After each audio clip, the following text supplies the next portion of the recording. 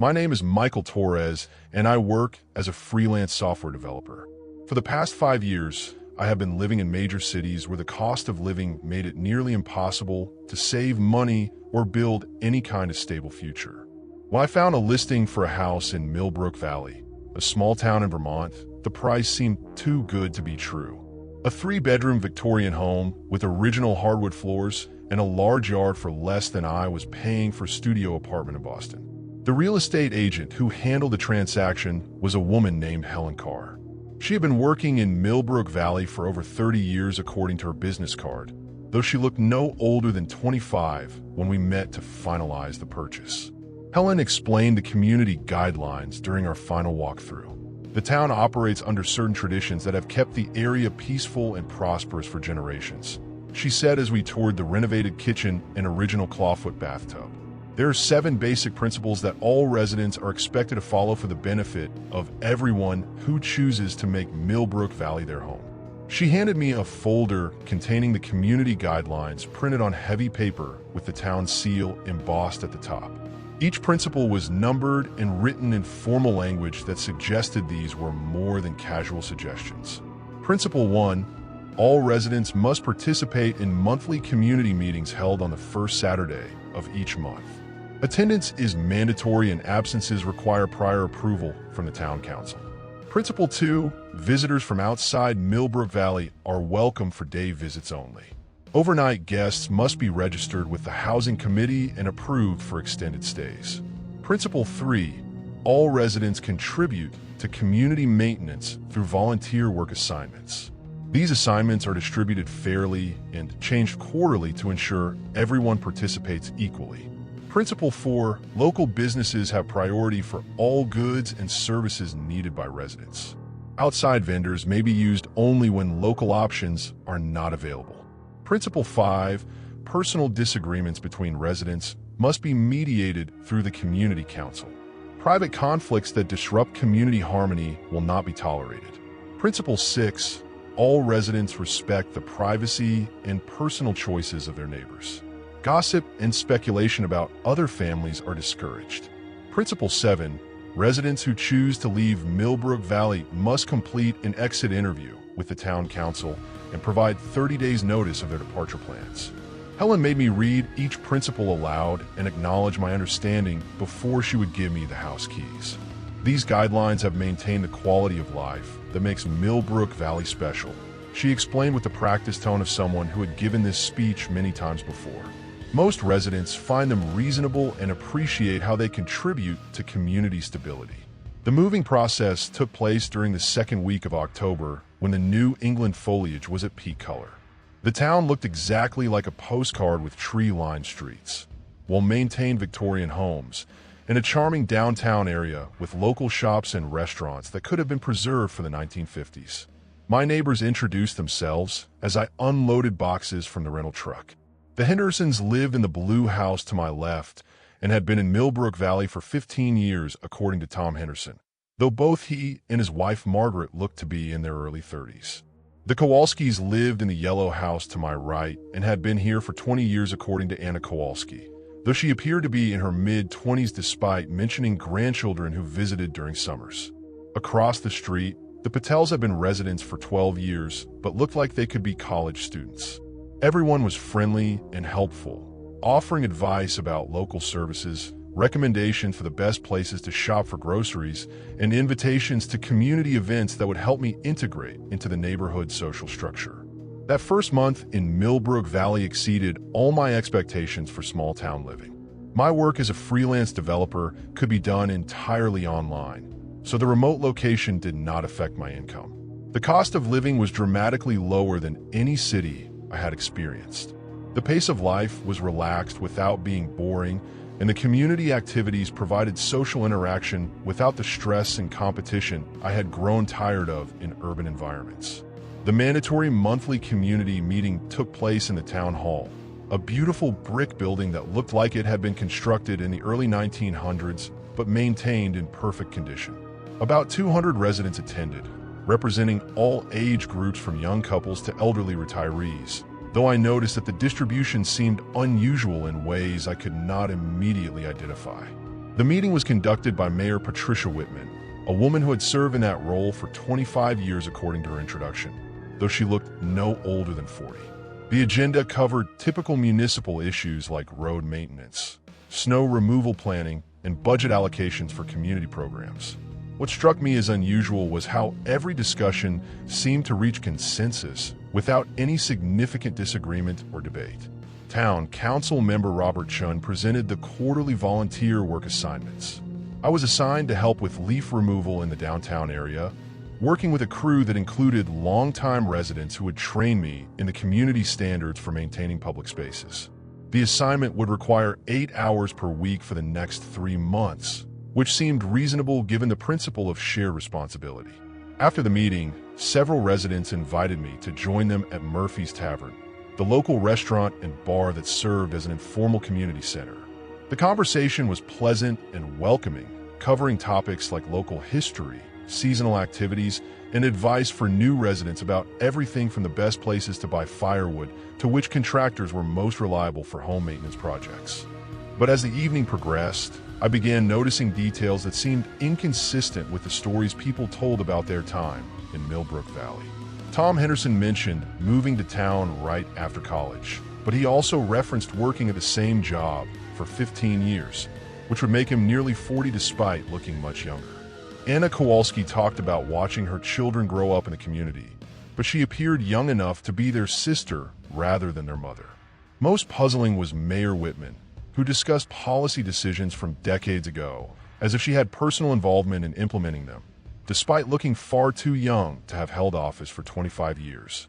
When I mentioned these observations to Helen Carr during a casual conversation about property maintenance, she explained that Millbrook Valley attracted people who took exceptional care of their health and appearance. The clean air, low-stress lifestyle, and active community involvement contributed to residents aging much more slowly than people in typical urban environments.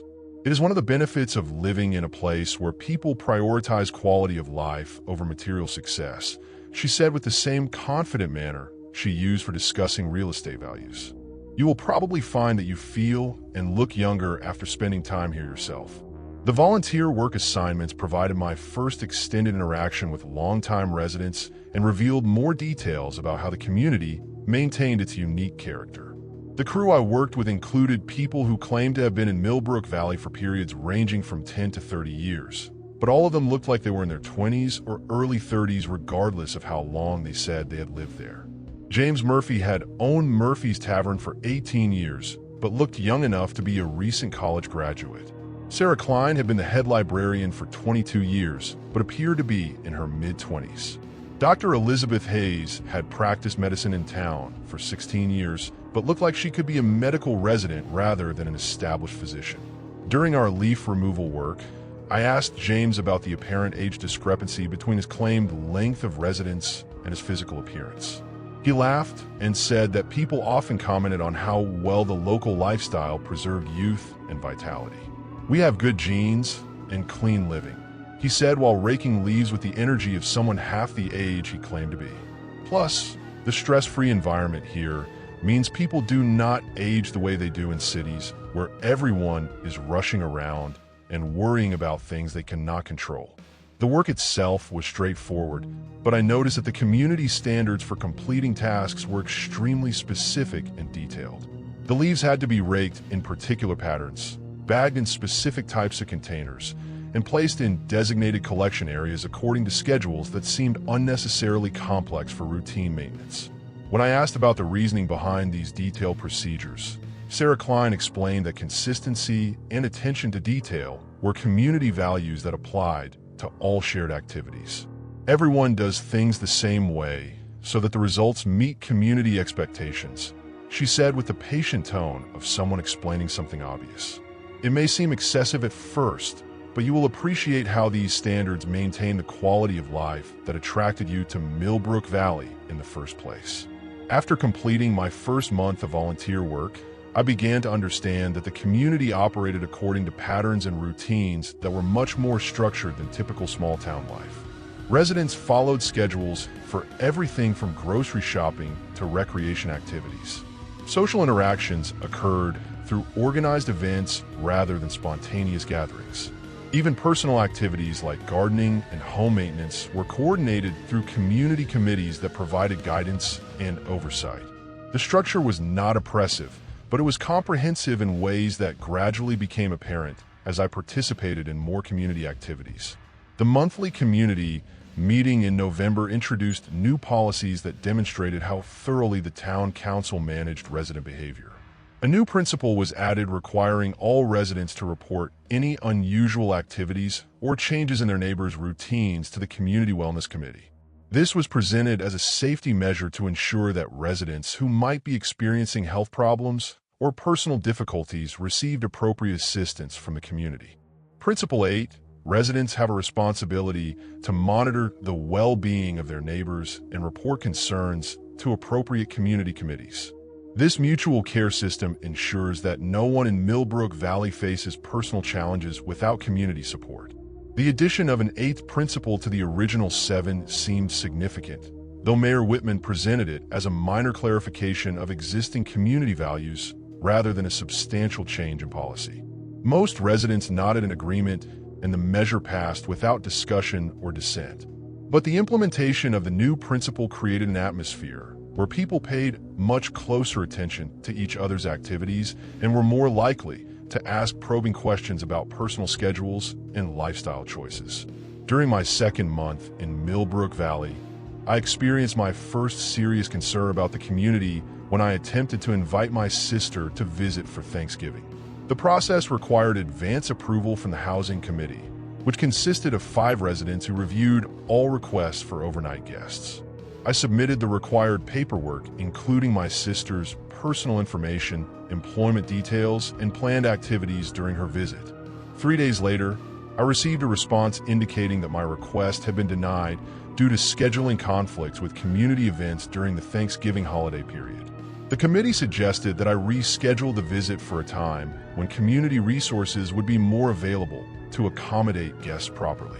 When I asked Helen Carr about appealing the decision, she explained that the Housing Committee had extensive experience managing visitor requests and that their decisions were based on factors that individual residents might not fully understand. Guest visits can disrupt community routines in ways that seem minor but actually affect many people, she said with the same matter-of-fact tone she used for explaining property taxes. The committee considers the impact on everyone, not just the individual families involved in hosting guests. I found this explanation unsatisfying, but the community guidelines clearly stated that Housing Committee decisions were final. More troubling was the realization that none of my neighbors seemed to have regular visitors from outside Millbrook Valley. When I mentioned this observation during casual conversations, residents explained that their family and friends from other places preferred to meet them in nearby towns rather than navigate the visitor approval process. It is easier for everyone that way, Tom Henderson said when I asked about his extended family. They understand that we have community commitments here, and we can meet them in Brattleboro or other places when we want to spend time together. The isolation from outside social connections became more apparent as I tried to maintain relationships with friends and colleagues from my previous life in Boston. Phone calls were frequently interrupted by technical problems that made conversations difficult to complete. Internet service was unreliable during certain hours of the day, affecting my ability to participate in video conferences or online social activities. Most significantly, people I invited to visit Millbrook Valley consistently declined or canceled their plans due to various complications that seemed unusually coincidental. My friend Dave from Boston planned to visit in December, but canceled when his car broke down the morning of his planned departure. My colleague Lisa scheduled a weekend visit, but had to cancel due to a family emergency that required her immediate attention. My former roommate Greg wanted to see my new house, but repeatedly rescheduled due to work obligations that seemed to intensify whenever he planned to make the trip to Vermont. By the end of my 3rd month in Millbrook Valley, I realized that I had become effectively isolated from my previous social network and completely dependent on the community for all personal interactions. This had happened gradually and seemingly through natural circumstances, but the pattern was too consistent to be entirely coincidental. The community had somehow created conditions that made outside relationships difficult to maintain while providing abundant local social opportunities that filled the void left by severed external connections. The holiday season in Millbrook Valley involved elaborate community celebrations that required participation from all residents. Christmas preparations began in early November with committee assignments for decorations, food preparation, gift coordination, and entertainment activities. Every household was expected to contribute specific items or services according to detailed lists distributed by the Holiday Planning Committee. My assignment included providing homemade cookies for the community cookie exchange, helping with decoration installation in the downtown area, and participating in the community choir performance during the Christmas Eve celebration. The level of coordination required was remarkable, with schedules and assignments that ensured every aspect of the holiday season proceeded according to community standards. The Christmas Eve celebration took place in the town hall with all residents expected to attend unless excused for documented health reasons.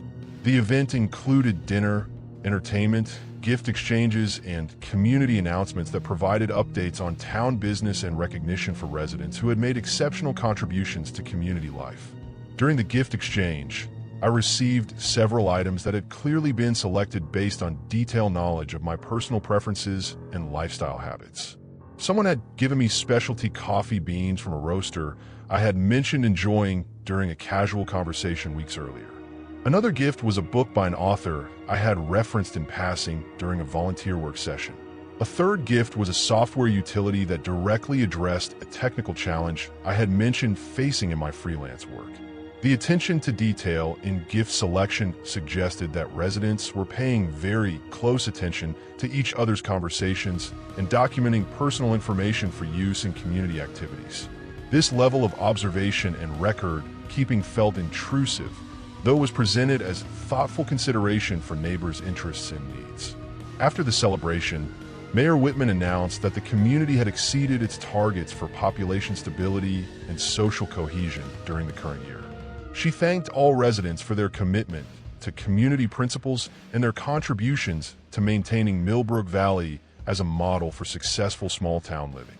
The metrics she cited included retention rates, volunteer participation levels, and community satisfaction scores that suggested the town operated more like a managed organization than a typical municipality. During the announcement, she also mentioned that the community was approaching capacity for new residents and that future housing availability would be limited to ensure optimal resource allocation and social balance.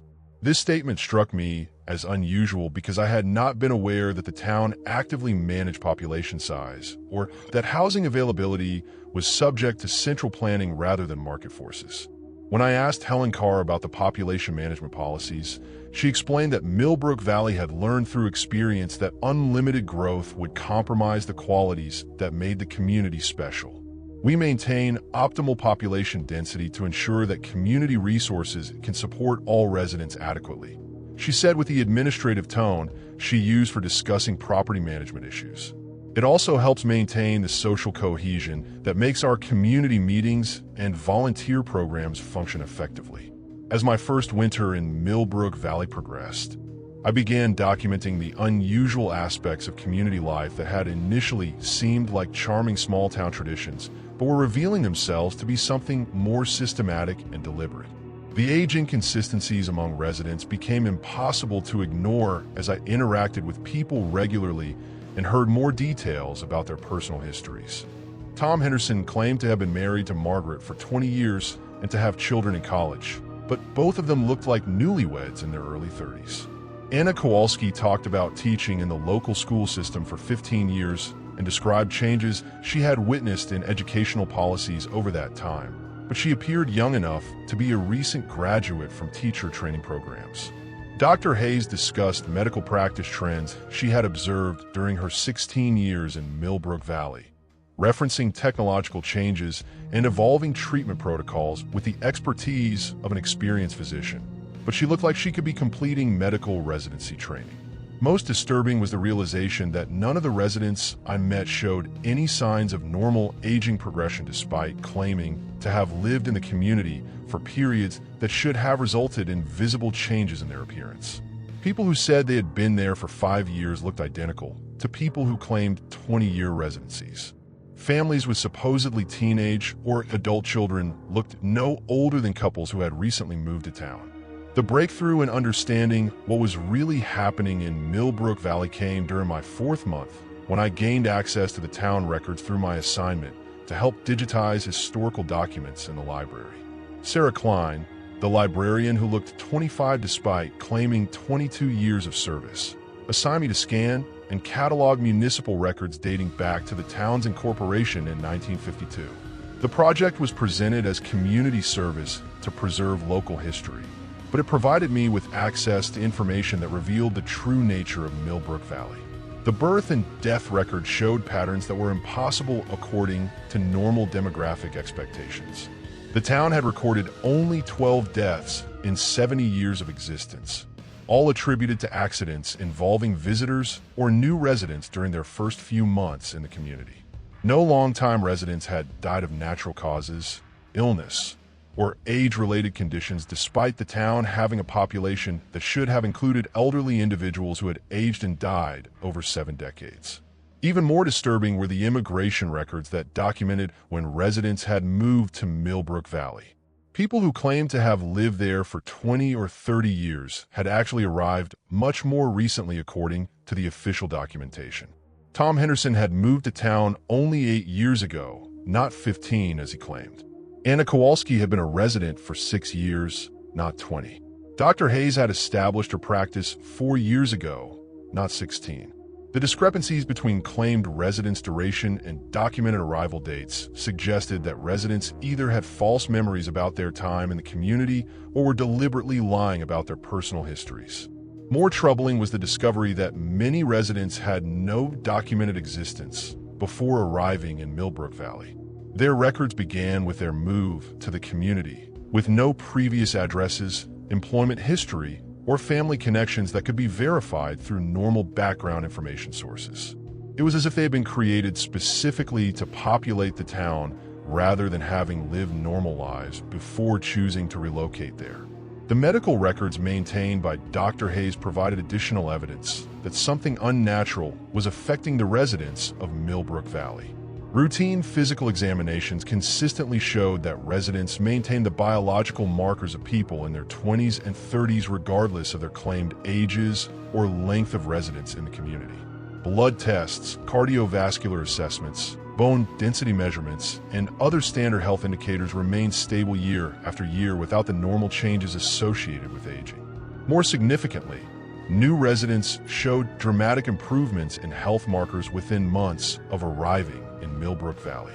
Conditions like high blood pressure, diabetes, arthritis, and other age-related problems simply disappeared as people adapted to life in the community. But the medical files also contained notes about residents who had attempted to leave the town and experienced rapid health deterioration that forced them to return. These cases were documented as stress-related illnesses caused by difficulty adapting to life outside the supportive community environment. But the pattern suggested something more systematic than psychological adjustment problems. People who tried to leave Millbrook Valley became seriously ill within days or weeks and recovered only when they returned to the community. This created a situation where residents were effectively trapped by their dependence on whatever was causing their improved health and extended youth.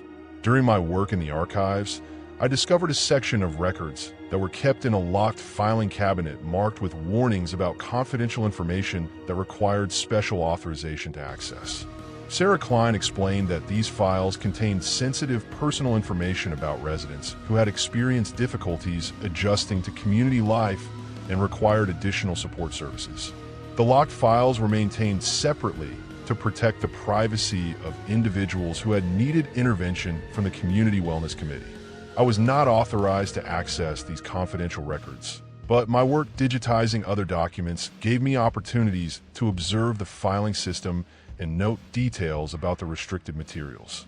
The locked section contained thick folders for dozens of residents, suggesting that adjustment difficulties were more common than the community acknowledged publicly. Many of the names on the restricted files belonged to people I had met and interacted with regularly. Individuals who seemed perfectly integrated into community life, but apparently had histories of problems that required ongoing management.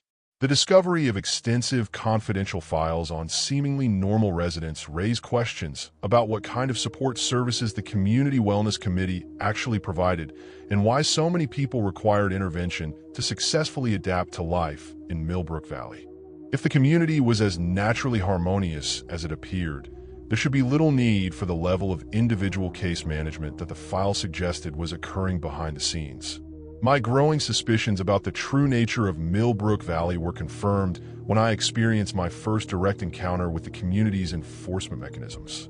During my 5th month in town, I made the mistake of mentioning to Tom Henderson that I was concerned about losing touch with my professional network and considering taking on projects that would require occasional travel to meet with clients in other cities. Tom listened to my concerns with apparent understanding and offered to discuss the situation with other residents who might have faced similar challenges in balancing community commitments with outside professional obligations. 2 days later, I received a visit from Dr. Hayes, who explained that the Community Wellness Committee had been informed about my adjustment difficulties and wanted to provide support services to help me maintain the work-life balance that had attracted me to Millbrook Valley originally. She suggested that I schedule regular counseling sessions to address the stress that was apparently affecting my satisfaction with community life. The counseling sessions took place in Dr. Hayes' office and involved detailed questioning about my thoughts regarding life in Millbrook Valley, my relationships with other residents, and my plans for the future. She explained that some new residents experienced temporary dissatisfaction as they adapted to the different pace and social structure of small-town life after years of urban living. The sessions were presented as voluntary support services, but refusing to participate was described as potentially harmful to my long-term adjustment and integration into the community. During these counseling sessions, Dr. Hayes prescribed vitamin supplements that she said would help with the fatigue and stress that were apparently affecting my ability to appreciate the benefits of community life. The supplements were compounded specifically for individual residents based on their particular health needs and adjustment challenges.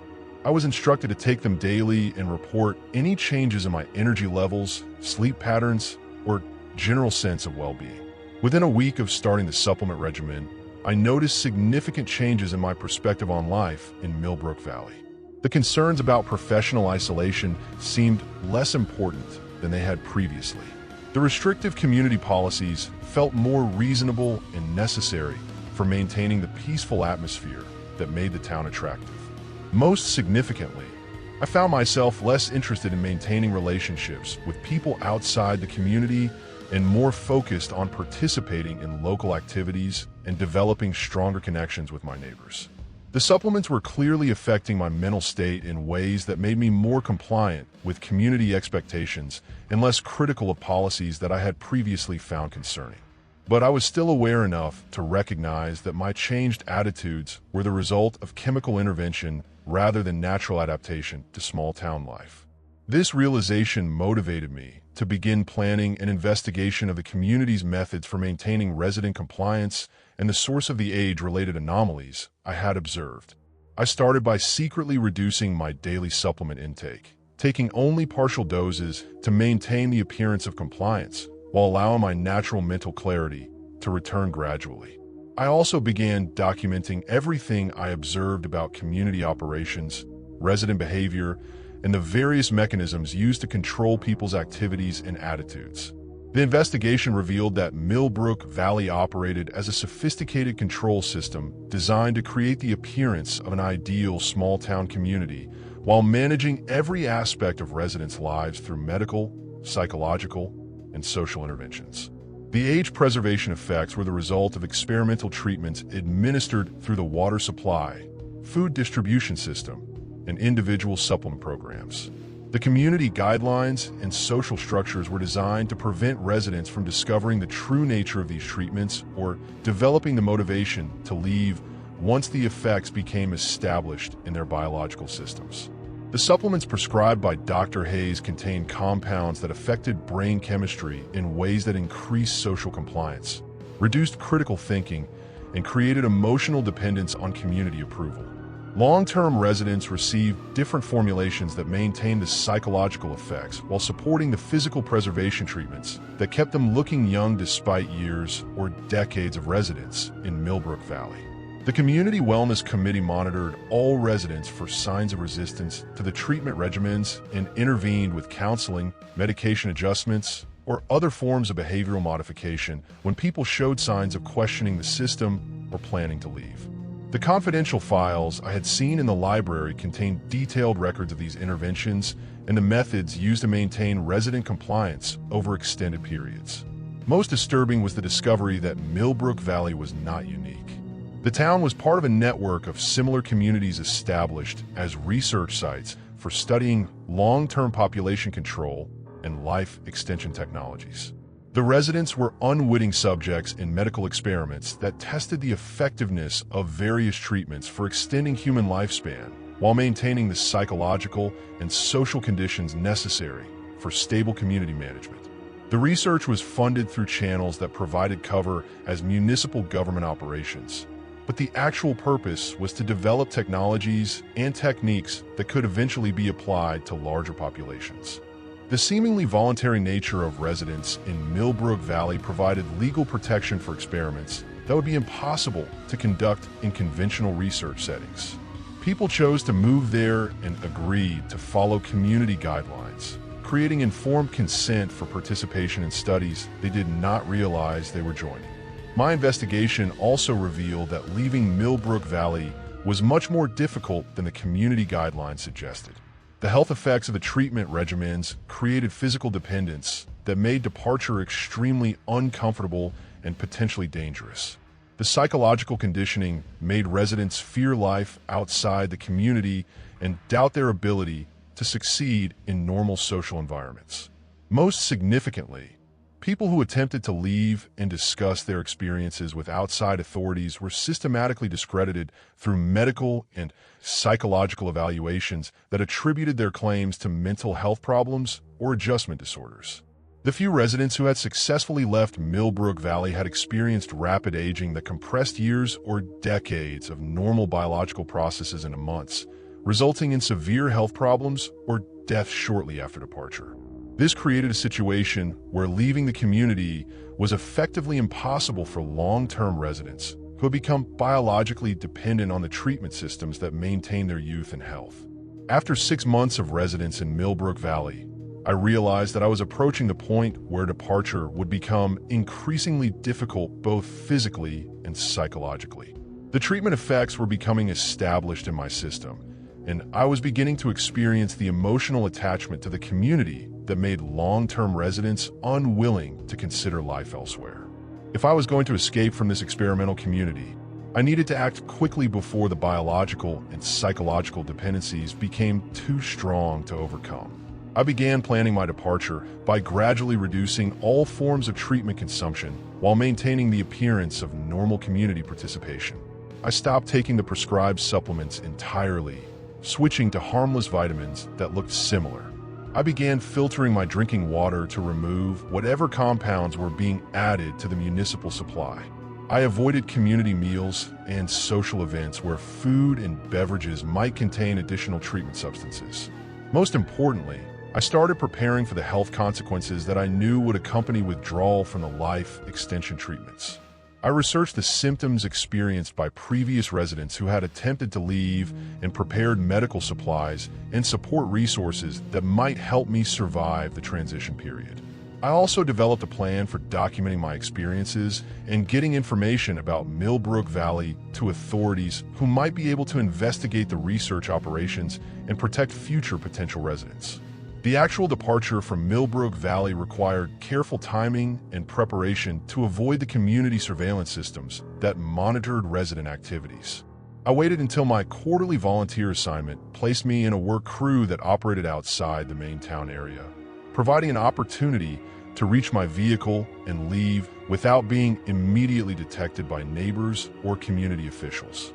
On a Thursday morning in early March, While working on trail maintenance in the forest preserve adjacent to town, I told my crew supervisor that I was feeling ill and needed to return home to rest. Instead of going home, I drove directly to my house, loaded the few possessions I could carry quickly, and left Millbrook Valley immediately. I had planned a route carefully to avoid main roads where community officials might intercept me, using back roads and secondary highways that would make pursuit more difficult. The withdrawal effects from the treatment systems began within hours of leaving town. Severe headaches, nausea, muscle pain, and disorientation made driving dangerous. But I knew that stopping anywhere near Millbrook Valley would result in being returned to the community for medical treatment that would restart the dependency cycle.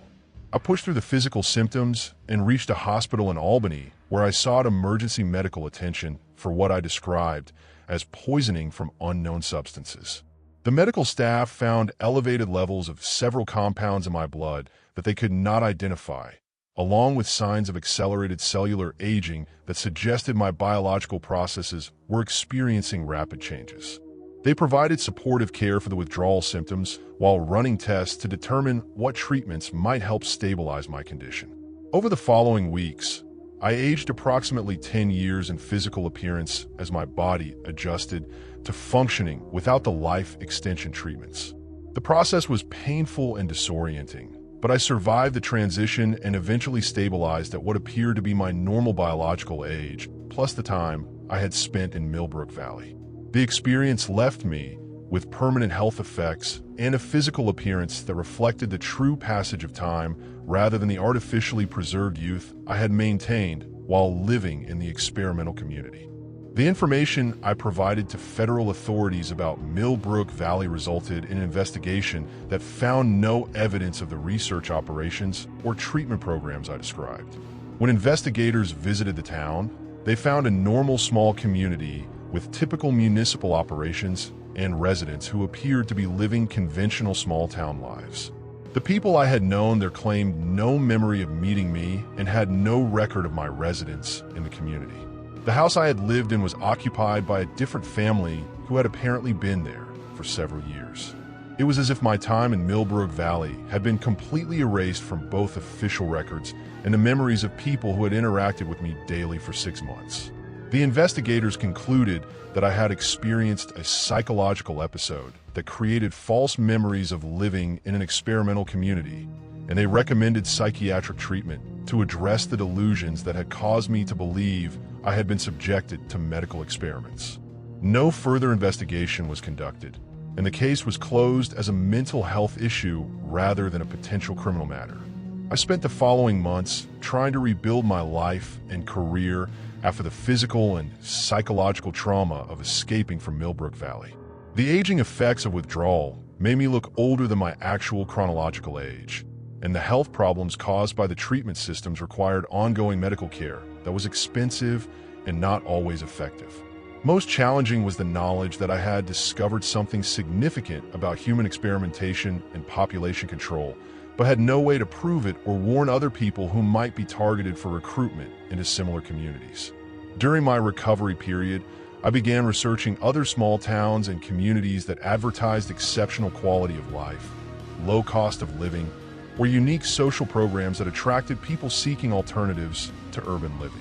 I found dozens of places with suspiciously similar promotional materials, community guidelines, and resident testimonials that suggested a coordinated network of experimental sites operating under various cover stories. Many of these communities were located in remote areas with limited external oversight and populations that appeared unusually young and healthy compared to normal demographic expectations.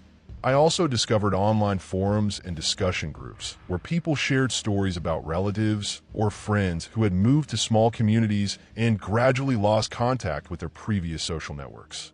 These accounts described patterns of communication difficulties, canceled visits, and personality changes that match my experiences in Millbrook Valley.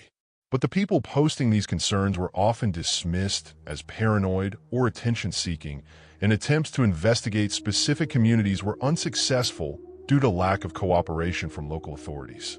The network of experimental communities appears to be protected by legal structures and administrative procedures that make them virtually impossible to investigate through normal channels.